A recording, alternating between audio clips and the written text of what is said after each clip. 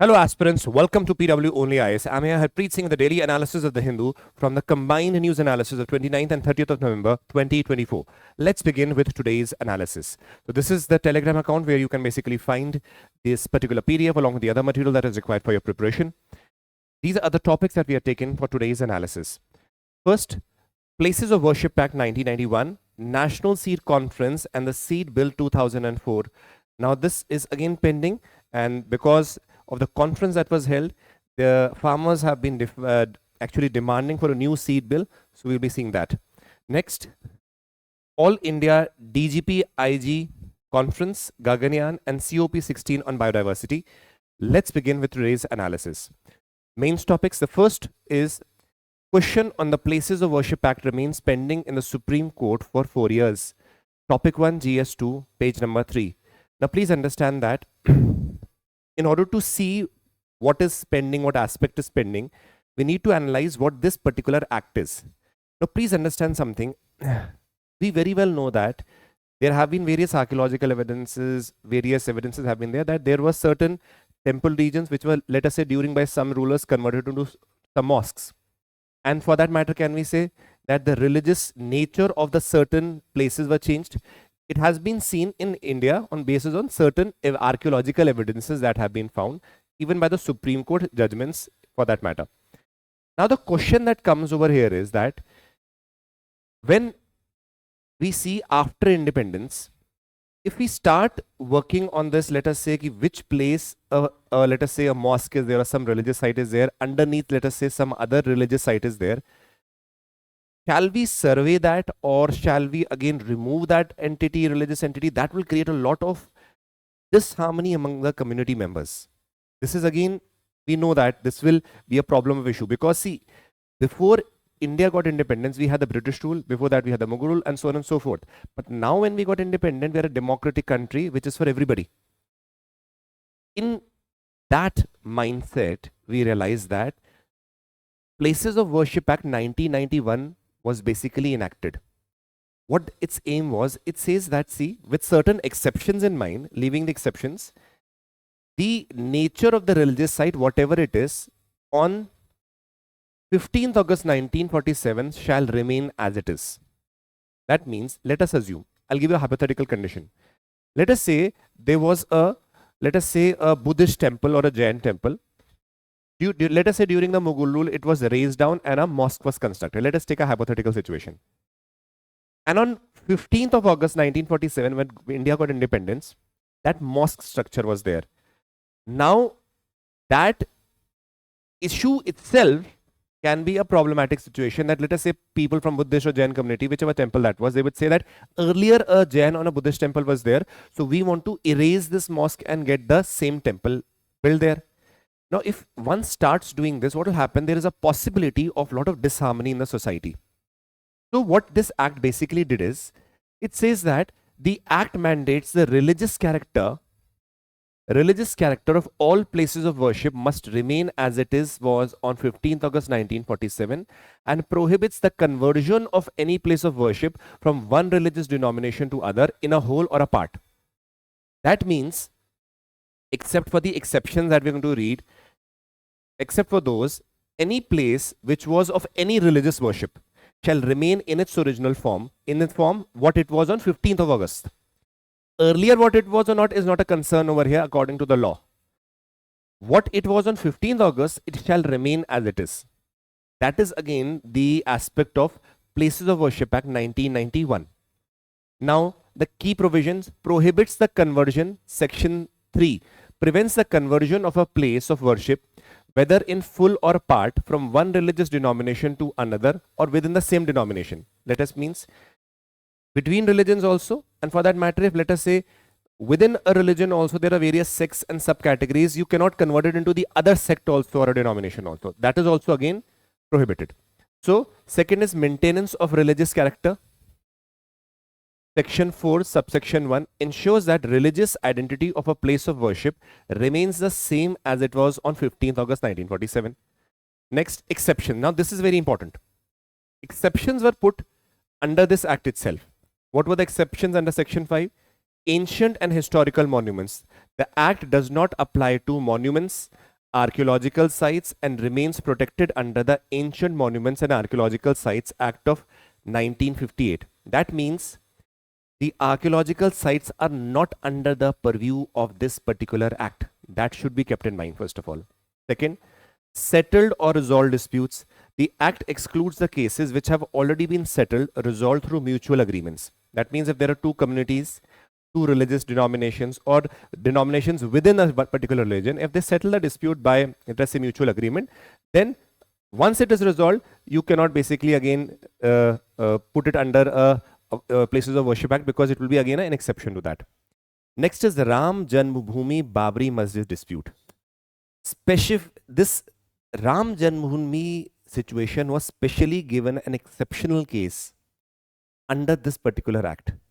See, the act specifically exclude the Ram Janmabhoomi and Babri Masjid site in Ayodhya along with any ongoing proceedings related to it. Because at that time also it was a very critical issue and already the dispute was going on. So as a dispute was going on, they could not simply by an act shun it. So they said, okay, this is an exception. Along with these exceptions, that let the court decide what the judgment will be. And we realized that the court later on basically gave the judgment in favor of Ram Janmabhoomi, and we have seen in the month of January 2024, and the Ram Mandir was inaugurated also, right? So these are the exceptions that are given. Now please understand, there are penalties also. Penalties under Section C specifically specifies penalties including maximum imprisonment of term of 3 years and fine for violating the act. If you violate the act, now these are the penalties that can be imposed. The problematic situation was bar's judicial review. What is the meaning of judicial review? That means over here the court is not going to intervene, barring the judicial review. Again, now please understand, Supreme Court itself says that the parliament cannot restrict a judicial review in a way. So that means, in spite of this fact, barring of the judicial review under the Act of 1991, Supreme Court, you have yourself seen, has intervened in various cases. 2 days back also, in the dispute that is going on, over there also, Hari Hari Mandir also, over there also the dispute, in that case, Supreme Court intervened. So it is not that the Supreme Courts and courts cannot intervene, it is their right. Whenever they want, they can intervene. So this, in a way, does not hold a lot of value over here, right? So, Places of Worship Act 1991, what do we get from it? It was with the aim that, see, whatever structures have been changed, or let us say alternations have been made by various rulers and kings, we will keep it as it is, what it was on the 15th of August, right? And exceptions were certain made. These are the exceptions. Now let's see challenges to the Places of Worship Act. Now see, what is going on is, why I have picked up this particular article also. See, the Sambal petition and the character change. You would have seen Sambal seeks, in a petition, Sambal seeks to alter the religious character of the place of worship, which contradicts the provision 1991 Act.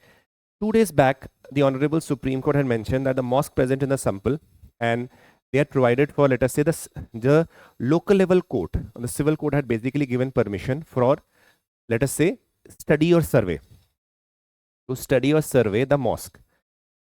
What does that study or survey of the mosque means? See, there's a lot of association which by nature, when the lower court basically ordered that someone had petitioned in the lower court that this possible Sambal mosque over there has a character where possibly a temple was underneath it and it was destroyed and a mosque was created. Now that particular person filed a suit in the local court. The local court, based on the previous judgment by the Supreme Court also, said, okay, carrying on survey does not go against the violation of the 1991 Act, so you can carry the survey. Now what happened? See, by default, when the survey is carried out, the people who are, let us say, belonging to the Muslim community might have felt that when the survey is carried out, possibly it will again create problems or issues. So what happened? Because of that, a conflict resulted between the two communities, leading to a lot of violence. Now, immediate petition was filed in the Supreme Court and told to Supreme Court, see, that there is an issue that is going on over there. So Supreme Court immediately halted any proceedings with respect to the survey that has been carried out. Now, word survey that comes out is, please, very critical over here. See why. Justice D.Y. Chandrachud oral observation, petitioners refer to D.Y. Chandrachud's 2022 remark that determining that religious character of a place is a part of procedural inquiry may not necessarily violate the act of the provisions. That means an inquiry being carried out, a survey being carried out of a religious site, that can be for an academic purpose also. So that does not violate the 1991 Act. This was said by the Chief Justice, former Chief Justice now. And based on this, the lower court said, okay, you can carry out the survey at the Sambal Mosque also. That led to a lot of violence. Now the problem that is arising is, to what extent or how should we interpret the Act of 1991? Whether simply carrying on surveys allowed, whether not, whether, let us say, the exceptions that were given with respect to Ram Janmabhoomi, that matter is now resolved, and certain other disputes which again with respect to archaeological sites are there can continue, but with respect to the other mosques and the temple, the controversy that is coming, to what extent that shall continue. Now that will depend upon what the Supreme Court over here intervenes and gives a judgment. Because see, what happens is, this procedural inquiry itself will spark various controversies in the future time also to come. Now, it depends upon the judgment of the Supreme Court, or the Supreme Court judgment will later on say that, see, we have to abide by this particular act and there were certain exceptions made and you have to restrict to these exceptions. If that is said, in that case, okay, there is a solution will be there. Or if the let us say the parliament, if the Supreme Court says no, there can be various surveys, then in that case we have to be careful that when surveys are carried out, proper law and order machinery and that is basically taken care of. The people who are concerned with the, let us say, any mosque concern, their administration or their management should also be taken into confidence. See, we are there for academic purpose. So these things have to be balanced well in both the cases if we see. Now, last thing is, courts have admitted petitions. Next thing is, please understand why it is a challenge. Because the courts are admitting the petition that are challenging the character of a religious site in a place. If you see here, the courts have admitted petitions seeking to alter the religious character of places of worship in Varanasi, Mathura, Dhar, and now Sambhal. So they are admitting the petition. It is also because the Supreme Court had also admitted the petitions. So the lower courts are also admitting. Now this is leading to a chain reaction that is going on, where the lower courts are basically ordering the petition and review, study and surveys of the various religious sites. And that is again leading to certain controversies with respect to religious disharmony also. That is why Supreme Court in the 2 days back in the judgment very categorically said that we want peace and harmony, and currently please stop any survey that is going on.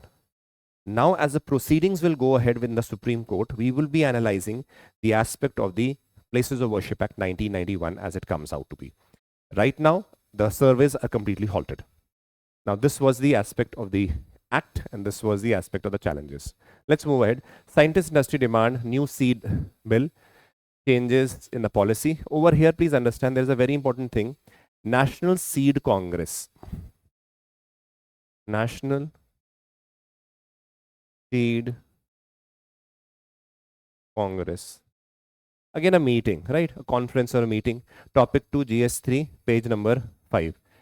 First, let us see what is the National Seed Congress. Please understand, 13th National Seed Congress is basically being organized from 28th to 30th of November at Varanasi, India. Very important. It can be asked in your paper also. The aim over here, the focus is fostering regional cooperation, partnership, and knowledge in the seed sector. This can be asked in those simple MCQs which you get in your prelims. Now, please understand. This is the thing. Now understand what is the National Seed Congress. The National Seed Congress is an annual confluence of researchers, policymakers, farmers, representatives from the private and the public sector to delve deeper into crop seed production, distribution, and strengthen the agriculture sector as a whole.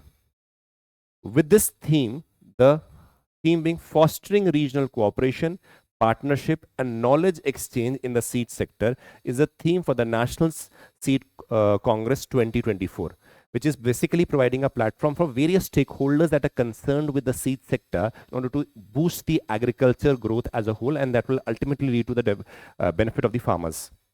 So advanced presenting the experience, insights into the researchers related to seed, crop improvement, seed delivery and systems. Now, coming to the National Science Congress to 2024 in specific, it aims to catalyze scientific progress by facilitating exchange of ideas, exchange taking place, promoting interdisciplinary researches between the various fields. Let us say you're talking about seed, you're talking about biotechnology, you're talking about technology. So these interlinking of those various disciplines is taking place, inspiring the future scientist, addressing the pressing global challenges. We know the global challenges like climate change are taking place, technological challenges, all those things are coming. So how we can collectively work towards resolving that issue also is a major dimension of these congresses and conferences that take place. So insights and solutions that can influence policy, change, technological innovation and sustainable development. So these are with respect to National Science Congress. Now, if you see over here, the seed bill of 2004 was something that was not passed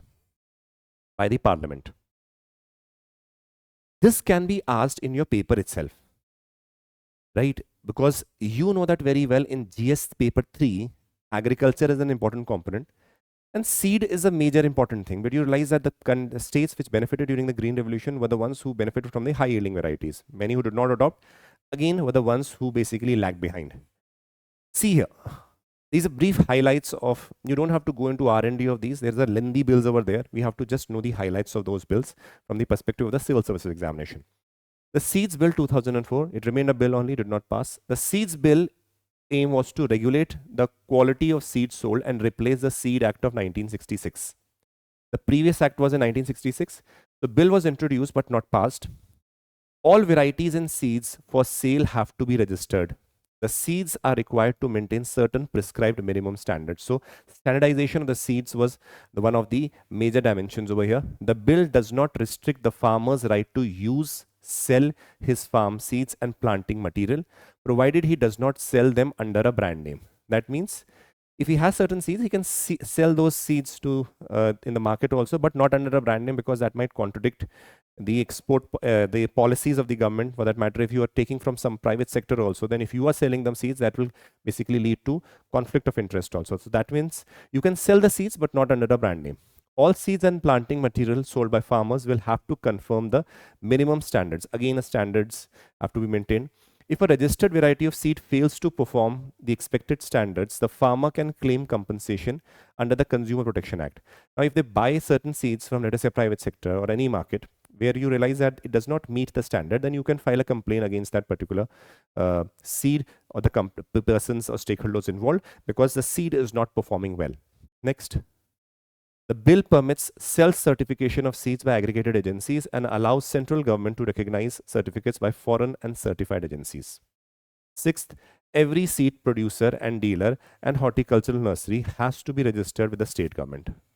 So these are the highlights of the bill, which is basically, the bill name is mentioned, no details are given. So we need to understand this, that the previous act that is going on till now is also 1966 Act. This never came into light. Now, issues with respect to this bill. Some provisions of the seed bill basically contradict and overlap with the Protection of Plant Varieties and Farmer Rights Act. So there was a lot of conflicts between these two bills and contradicting each other. That came into forefront. Although farmers are exempted from registering their seed varieties, seeds have to conform to standard prescribed for commercial seeds. Farmers will find it difficult to adhere to these standards. Obviously, you are telling that farmers should basically maintain the standard also. You're preventing them from branding also. And then you're putting extra expenditure on the farmers also to maintain that quality. How will they maintain? That is again an issue. Compensation for underperforming of seeds will be governed by the Consumer Court. This provision is unlike the Protection of Plant Varieties and Farmers Act, which allows compensation to be decided by the authority established by that act. So that means, again, under this act, there is some other authority that is basically dealing. Over here, Consumer Court is dealing. So what will happen in the course of this, when the farmer has to actually get the compensation, he gets confused which authority or which body he has to deal with. Once the farmer goes to, let us say, Consumer Court, the other contradictory body or the opposition party will know we have to go to this authority under this Act of 2001. Again, delay. So there is in self a problematic situation with respect to the structure of this particular act. Seed inspectors can take samples from anyone selling, purchasing or transporting seeds. They have the power to seize without a warrant. Now, without a warrant again is a problematic situation where the farmers can be exploited very well.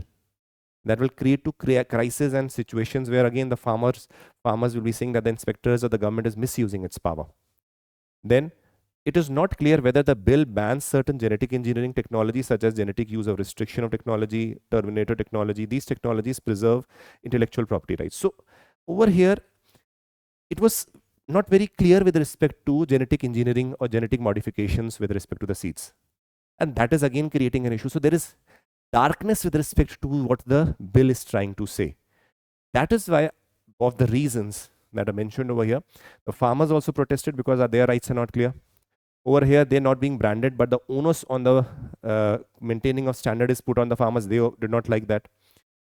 The stakeholders with respect to the commercial business, when they said that you are basically not mentioning the genetic engineering aspect clearly, and you expect us to increase the value or let us say the quality of seeds also. So you're not mentioning them also. How can we make it clear?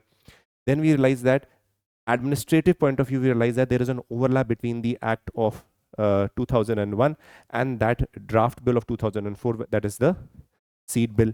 So a lot of issues. So what happened is that it was put in a cold basket that let us leave it. And because of that, the old act continued, which again was not as efficient as we see.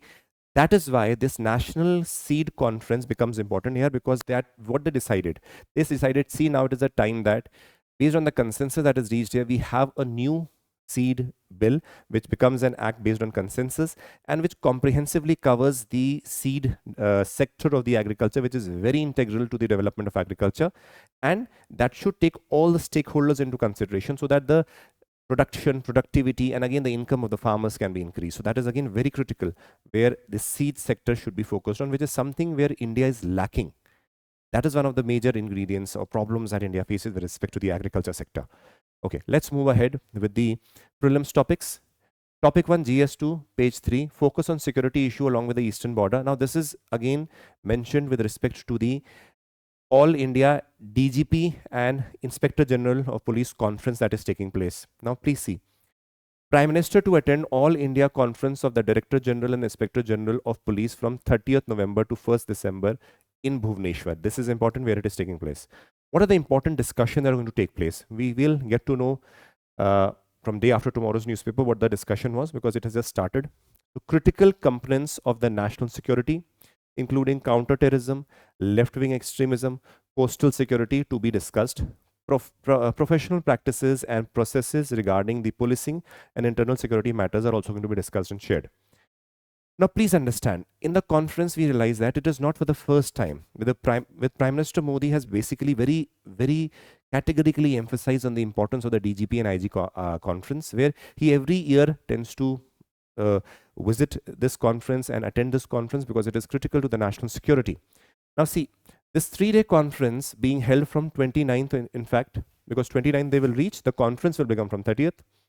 Will include deliberations on the critical components, as we have seen, national security, including counterterrorism, left-wing extremism, coastal security, new criminal laws, narcotics, among others.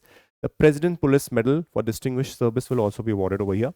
The conference will provide interactive platform for the senior police officials and security administrators to freely discuss and debate the diverse issues that they're coming across in their own countries and the regions, which is again, when you have such experts from the various states, head of the police is there.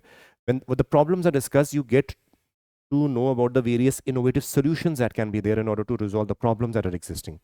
So we realize that also along with it, we saw various operational, infrastructural, and welfare-related problems in the police in India.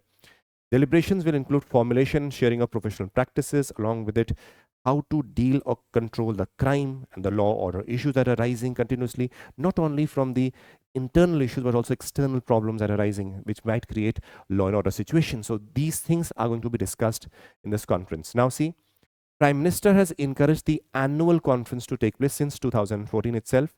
Now these are the places where these conferences have been held. Now, if UPSC wants to just pull your leg, they can ask you among which of the following places the conference has not been held. So, or we can say where it has been held. Now it is taking place in Bhubaneswar. Repeatedly it has taken place in various other places also. So conference is held in Guwahati, in Run of Kutch, Hyderabad, Kanpur, Gwalior, Madhya Pradesh, Statue of Unity in Gujarat, Pune, Maharashtra, Lucknow, Delhi, Jaipur, Rajasthan. Continuing with this, it is being organized in Bhubaneswar, Odisha now. These are a little bit of information you should be knowing. So this is again the details. Now ISRO says 2 Gaganyatris finished initial training. Again, a little bit of Gaganyaan. Topic 2 GS3. What is Gaganyaan mission? Something we need to be very proud of. We realize that it is a space mission where human space flight capability by launching the human crew to an orbit of 400 kilometers and bringing them back safely. So they're going to be they're going to launch them, and they'll be in the space for 5 to 7 days, and again they will come down, right? So that means a human mission for the first time in India. The cost of Gaganyaan mission is approximately 9,023 crores. But again, this basically creates a platform in the future how India is going to work with respect to the space research and innovation. This forms a core idea of that. So launch vehicle GSLV Mach 3, again, because the payload is higher. So this is again going to be very useful for that. Astronaut training, we realize that they have been trained by Russia. They will be familiarized with the flying of weightless conditions, and Russia has been very helpful along since the time of independence and after that also. And over here, the trainings have been done or trained under the expertise of the Russians. Collaborative endeavors, uniting forces for announcement of the India's Gaganyaan mission. Now you'll be realizing various agencies in India basically collaborating in this particular mission. It is not only ISRO, but also various aspects.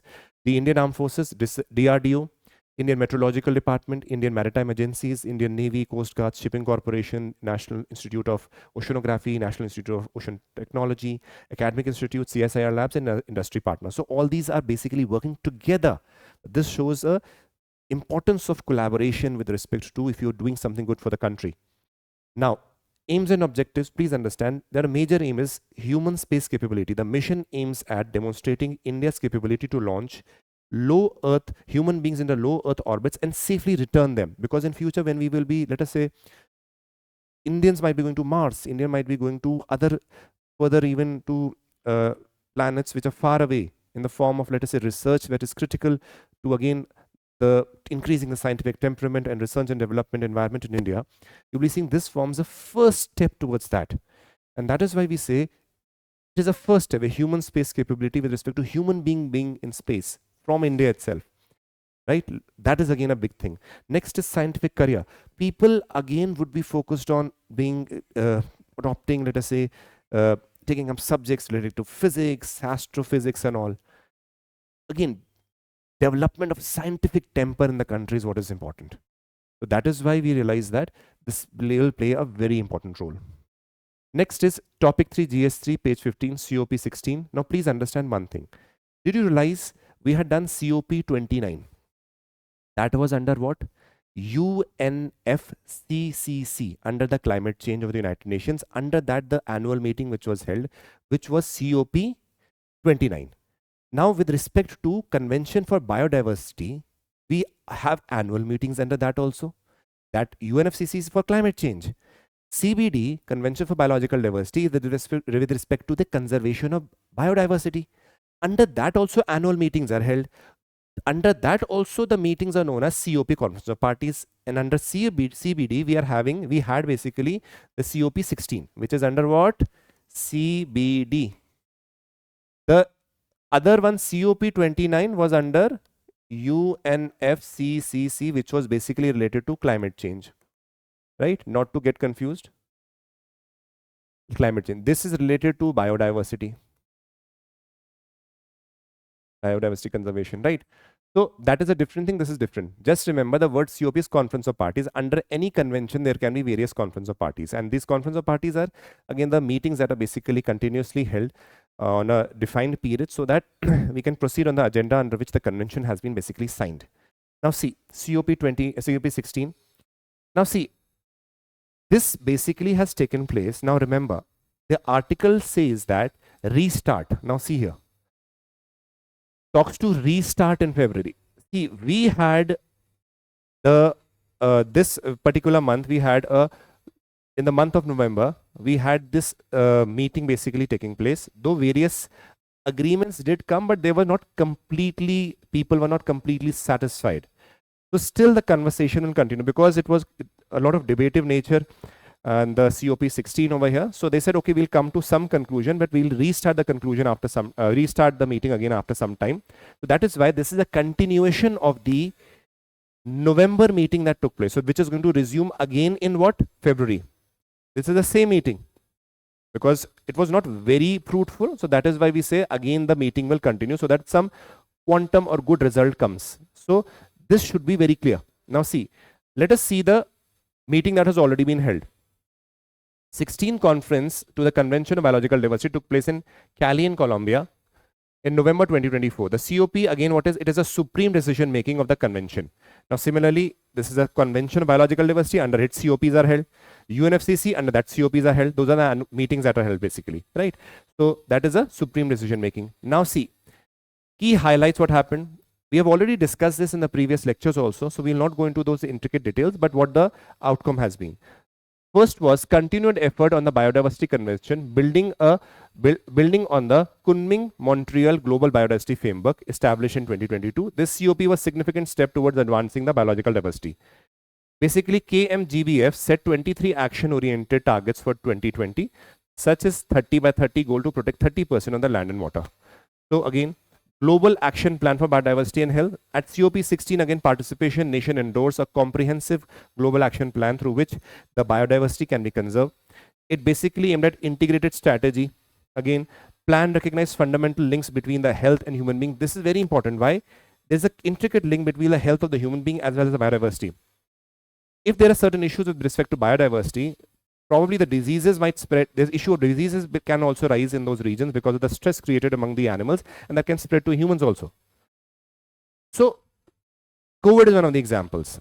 So that is why we say there's a link. We have to build on the concept of One Health, where you have to take the environment, the animals, the human beings into total consensus, or let us say in a very systematic manner, so that the issue of health and environment is not delinked.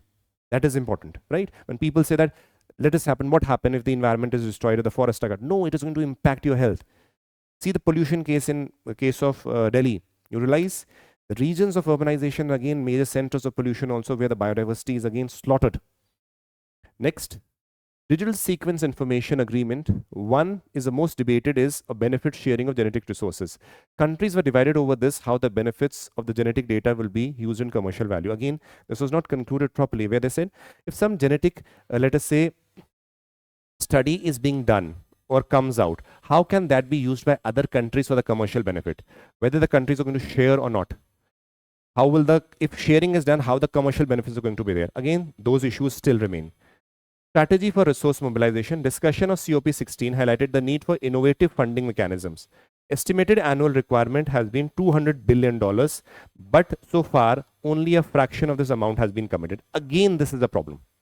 With respect to funding also, please remember, we see it over here also, that funding issue was in the case of UNFCCC also, in the COP29. Over here also, if you want to conserve the biodiversity, you need funding. Again, the funding also becomes a problematic situation. Now, Kunming Biodiversity Fund, launched by COP16 with a US 200 million contributed from the government of China.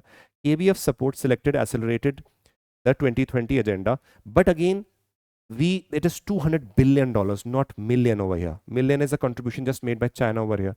But what about this? Who will contribute this? Again, with respect to digital sequence information, resource mobilization and funding, those issues are still remaining. Synthetic biology. Synthetic biology was a prominent topic in COP16, where eye towards potential benefit is considered, where we are talking about aspects of genetic engineering and the changes that can be taken place. But again, this is also a bone of contention. There are various countries which are saying, yes, it should be very freely available, no problem in that, but other countries are basically contradicting that. This again is a bone of contention even today. Indigenous representation. A subsidiary body involving indigenous groups of the biodiversity discussion was established over here. This was a positive way that the indigenous communities that are staying, let us say, forested regions of various countries, like what we call as tribals in India also, their say was also heard. We realized that because of the exploitation of the forest and the biodiversity, the indigenous people have been negatively impacted throughout the centuries. And they have not been provided a platform to be heard. Again, they were heard over here with respect to their issues. Ecologically or biologically significant marine areas. Now, COP16 agreed for a new and evolved process to identify ecologically and biologically significant marine areas. The reason behind it is, please remember, the marine areas are being affected because, again, there is multiple issues. First is the temperature rise in the oceans. That is basically shifting the biodiversity of the marine biodiversity to various other regions. Second is ocean acidification is increasing. That means it is that you can say that it is becoming more acidic in nature. That means it is making it uncongenial for the marine biodiversity to survive. This is associated with the climate change concept. With the climate change also taking place, biodiversity problems with respect to marine areas also taking place, and the sea level also rising. This will also impact the coastal regions also, where biodiversity is very critical, because you realize that it is those delicate lines are between two ecosystems, the marine and the, let us say, the landform, whichever desert ecosystem or let us say coastal ecosystem is there. Those regions very close to both of them are the ones which suffer the most, which are very critical. And that is why we say ecologically and biologically significant marine areas, and what should be the mechanisms to establish them, to secure them, to take special care of them, were discussed. Invasive alien species. Decision on alien species were taken as one of the important dimensions, because when these alien invasive species do enter the particular ecosystem, they tend to destroy the indigenous species that are present. So how to take care of them and resolve the issues were also discussed over here. So the problem that remains is, you will be seeing that though the things were discussed, some solutions did come, but it was not very comprehensive. Funding thing did not come, genetic engineering aspect was not clear. Along with it, you realize that even if you talk about synthetic biology, those things are not clear. So various things are still not clear. That is why this meeting in Colombia, COP16 under the CBD, Convention on Biological Diversity, did come up with some conclusion, but this conference will again resume in the month of February to go on with a proper result or output. Let us move ahead with the MCQs. Question 1, with the options, answer. Question 2, options, answer. Question 3, options, answer. Question 4, options, answer. Question 5, options. Question 5 with options, answer. So this was the analysis of the Hindu from my side. Hope you liked it, enjoyed it, and learned something from it. You can avail this particular PDF from this at this Telegram account, along with the other material that is required. Hopefully you enjoyed it, liked it, and we'll continue with the session on Monday. Take care and Jai Hind.